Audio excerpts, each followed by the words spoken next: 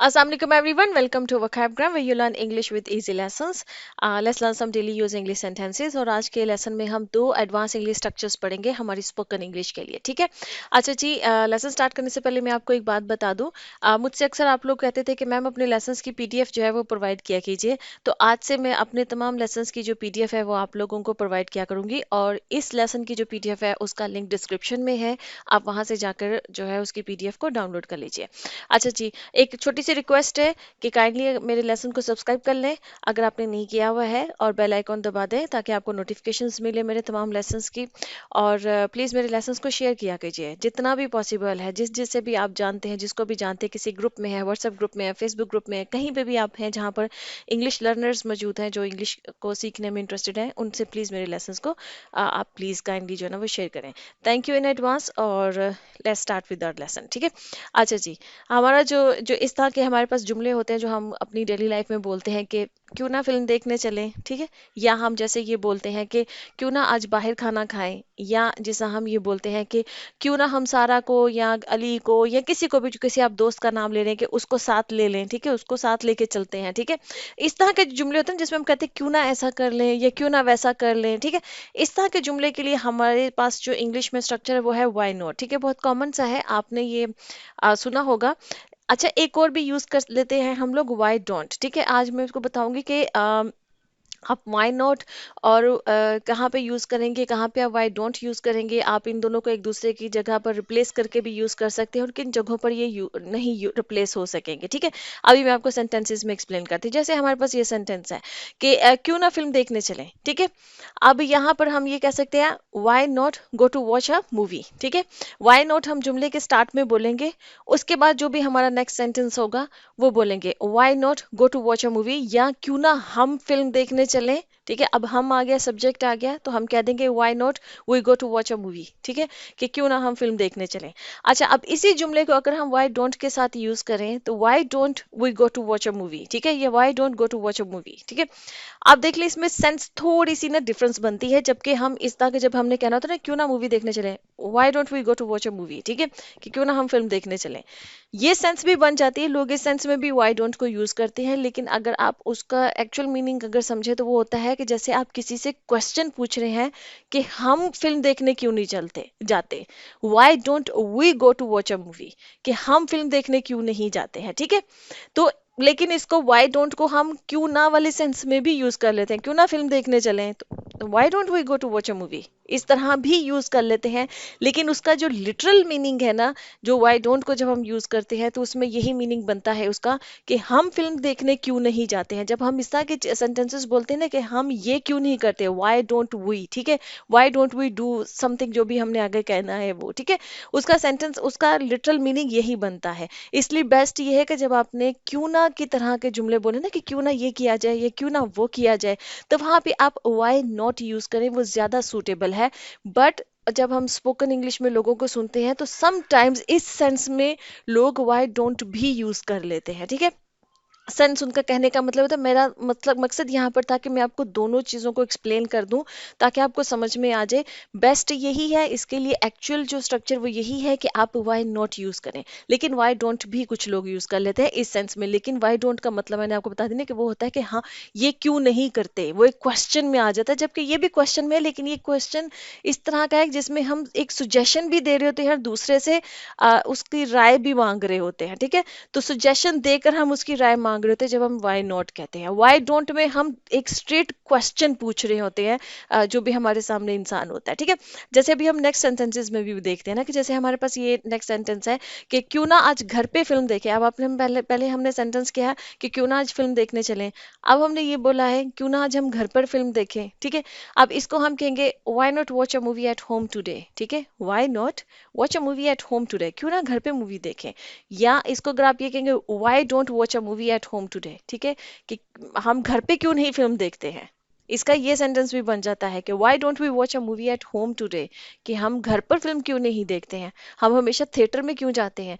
मतलब सेंटेंसेस की सेंस ये भी बन सकती है जब आप व्हाई डोंट बोलेंगे, तो फिर ये मीनिंग इसका ये बन जाएगा, ठीक है, कि why don't we watch a movie at home today, हम घर पर क्यों नहीं मूवी देखते हैं, हम हमेशा थिएटर में ही क्यों जाते हैं। लेकिन अगर आप सुजेशन दे रहे हैं अगले इंसान को, और सुजेशन देने के बाद आप उसकी राय जानना चाह रहे हैं कि उसकी क्या वो सहमत है इस बात पे, क्या वो राजी है, तो तब हम बोलते हैं why not watch a movie at home today, कि आज घर पे क्यों ना फिल्म देखें, ठीक है।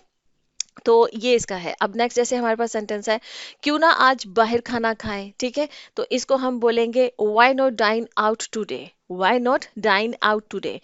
अब अगर हम इसको सेंटेंस को इस तरह बोलेंगे, why don't we dine out, कि हम बाहर क्यों नहीं खाना खाते हैं, या why don't we dine out today, आज हम बाहर क्यों नहीं खाना खाते हैं, ठीक है। थोड़ा सा मैं इस तरह से कह रही हूँ कि मीनिंग में ना हल्का हल्का जो है वो चेंज आता है जब हम व्हाई नॉट या व्हाई डोंट यूज करते हैं, ठीक है। तो आप देख लीजिए कि आप अपनी सिचुएशन के हिसाब से, आप जिस सिचुएशन में इन जुमलों को बोलना चाह रहे हैं, उस सिचुएशन में आप क्या सेंस जो है वो दूसरे इंसान तक पहुंचाना चाह, क्या कम्युनिकेट करना चाह रहे हैं, उस हिसाब से आप व्हाई नॉट या व्हाई डोंट जो है उनमें से किसी एक को सिलेक्ट कर लीजिए। अब जैसे हमारे पास ये सेंटेंस है, क्यों ना हम सारा को साथ ले लें, सारा मैंने मतलब ऐसे एग्जांपल के तौर पे, आप किसी भी अपने दोस्त को ही किसी भी इंसान का नाम यहाँ पर जो है वो कह सकते हैं, ठीक है। जैसे ये आप कहना चाह रहे हैं कि व्हाई नॉट वी टेक सारा विद अस, वाई नॉट, क्यों ना हम सारा को साथ ले लें, वाई नॉट वी टेक सारा विद अस, ठीक है, कि उसको भी साथ ले लें, ठीक है। अच्छा जी, आगे है, क्यों ना सिले सिलाई कपड़े खरीद लें, ठीक है, तो why not buy readymade clothes. अब आप कपड़े सिलवाने की बात कर रहे हैं तो वो टेलर के पास जाएंगे, टाइम लगेगा, ठीक है, तो आप कह देते हैं, कोई सुजेस्ट कर सकता है कि why not buy readymade clothes, के ऐसा करते हैं रेडीमेड क्लोथ्स खरीद लेते हैं, ठीक है। ड्रेसेस भी यहाँ पे यूज होता है, why not buy readymade dresses, ठीक है, कि क्यों ना हम रेडीमेड ड्रेसेस जो है वो सिले सिलाए जो है ड्रेसेस वो खरीद लें।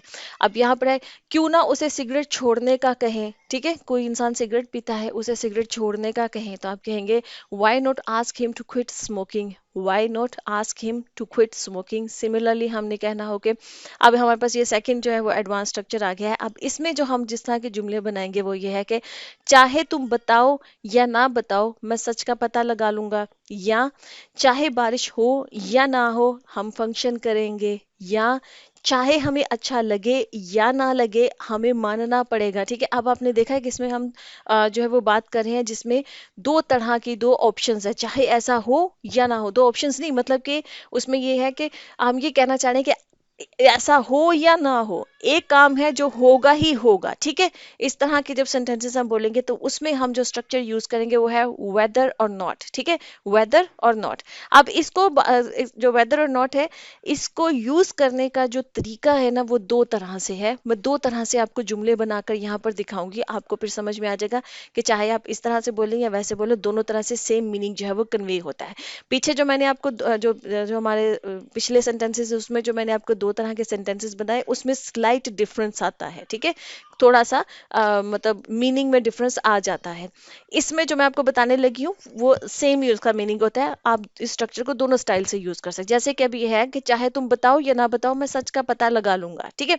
अब यहाँ पर हम दो तरीके से कह सकते हैं, या तो हम ये कहें वेदर यू टेल इट और not I will find out the truth, ठीक है, वेदर यू टेल इट और नॉट, चाहे तुम बताओ या ना बताओ I will find out the truth, ठीक है, मैं जो है ना सच का पता लगा लूंगा। यहाँ या फिर आप ये बोल सकते हैं वेदर और नॉट जो है ना आप इकट्ठा बोल दें, इसके दरमियान में जो हमने जो भी जैसे सब्जेक्ट को और ये वर्ब को यूज करना है वो ना करें हम यूज, हम वेदर और नॉट इकट्ठा बोल के वेदर और नॉट यू टेल इट, चाहे तुम बताओ या ना बताओ, इसका ये मतलब सेम ही बनेगा। चाहे आप ये कहें कि वेदर यू टेल इट और नॉट कह दें, या आप ये कह दें वेदर और नॉट यू टेल इट, कि चाहे तुम बताओ या ना बताओ। जो सेकंड हमारा सेंटेंस का पार्ट है वो तो सेम ही रहेगा कि I will find out the truth, कि मैं सच का पता लगा लूंगा, ठीक है। तो ये जो हम इसमें सेंटेंस का जो फर्स्ट पार्ट है उसमें या तो आप वेदर यू टेल इट और नॉट ऐसे करके बोल लें, या आप वेदर और नॉट को इकट्ठा बोल लें और उसके बाद नेक्स्ट बात बोल लें कि वेदर और नॉट यू टेल इट, चाहे तुम बताओ या ना बताओ, ठीक है, दोनों स्टाइल से बोला जा सकता है और दोनों स्टाइल में जो सेंटेंस का जो मीनिंग है वो सेम रहेगा। इसी तरह से हम नेक्स्ट सेंटेंस देखते हैं कि जैसे आपने कहना हो, चाहे बारिश हो या ना हो हम फंक्शन करेंगे। हर ये जो जितने भी आपको अब मैं एग्जांपल सेंटेंसेस बता रही हूँ, हर सेंटेंस को आप दोनों स्टाइल से बना सकते हैं, इसलिए मैंने दोनों स्टाइल से हर सेंटेंस को लिखा है। चाहे आप इस तरह से कह लें कि वेदर इट रेन्स और नॉट, या आप कह दें वेदर और नॉट इट रेन्स, ठीक है, सेम मीनिंग है।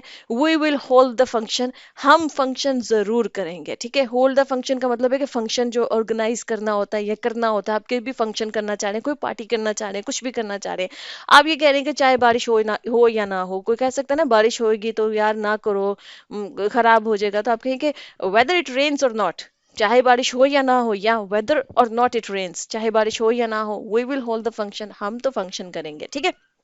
अगेन जो हमारा नेक्स्ट सेंटेंस, जैसे हम ये कहना हो, चाहे हमें अच्छा लगे या ना लगे हमें मानना पड़ेगा, किसी सिचुएशन में बात माननी ही पड़ेगी, तो आप वहां पे कह सकते हैं कि whether we like it or not we'll have to accept it, कि हमें तो इसको कबूल करना पड़ेगा, इसको मानना पड़ेगा, ठीक है। चाहे हमें अच्छा लगे या ना लगे, whether or not कहकर आप कह लें कि whether or not we like it, या whether we like it or not, same meaning है। नेक्स्ट जैसे हमारे पास सेंटेंस है, तुम बोलो या ना बोलो कोई फर्क नहीं पड़ता है, इसमें भी आप ये कह सकते हैं वेदर यू स्पीक और नॉट, या वेदर और नॉट यू स्पीक, तुम बोलो या ना बोलो, इट डजेंट मैटर, इससे कोई फर्क नहीं पड़ता है। डजेंट मैटर का मतलब होता है किसी चीज से जब कोई फर्क नहीं पड़ता है, ठीक है। आगे इसी तरह से नेक्स्ट हमारे पास सेंटेंस है, तुम मानो या ना मानो तुम्हें करना पड़ेगा, इसमें भी आप कह सकते हैं कि weather you are willing or not.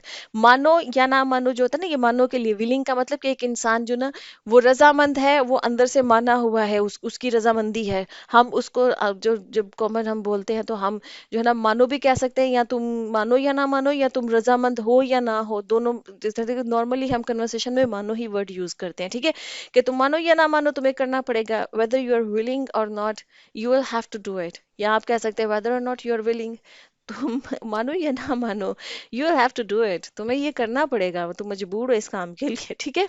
तो चलें जी, ये आज के दो स्ट्रक्चर्स थे। आई होप कि आपको ये इंटरेस्टिंग लगे हैं, आपने कुछ नया सीखा है। Do let me know in comment sections, और प्लीज़ प्लीज़ प्लीज़ मेरे जो लेसन्स हैं इनको शेयर कीजिए जितना पॉसिबल है आप लोगों के लिए। Thank you so much and I see you next lesson. अल्लाह हाफिज़।